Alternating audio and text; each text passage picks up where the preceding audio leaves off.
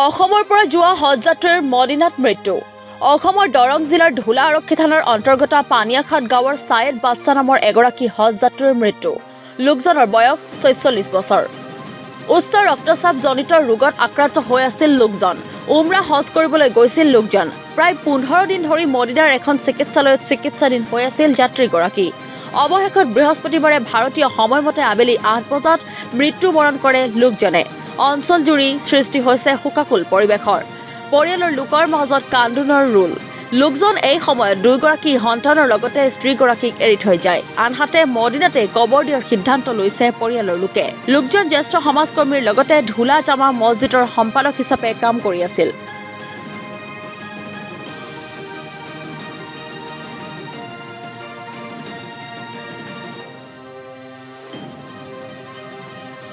ঘটনাটো পানিয়াঘাট গাঁৱৰ মোৰ খুৰা ছায়েদ আলী।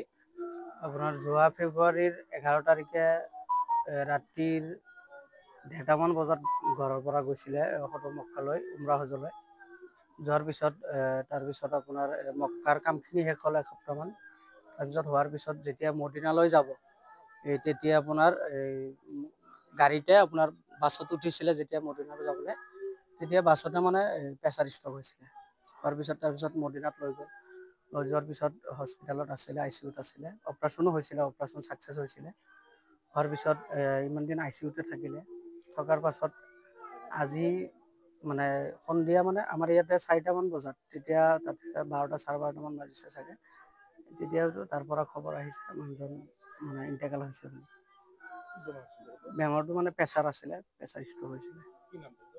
ছায়েদ আলী, মহম্মদ ছায়েদ আলী, ঘৰ পানিয়াঘাট। নাই আৰু ইয়াতেনো তাতে আমাৰ পাক জাগা তাতে আছে যদি তাতে দাফন কৰাটো ভাল।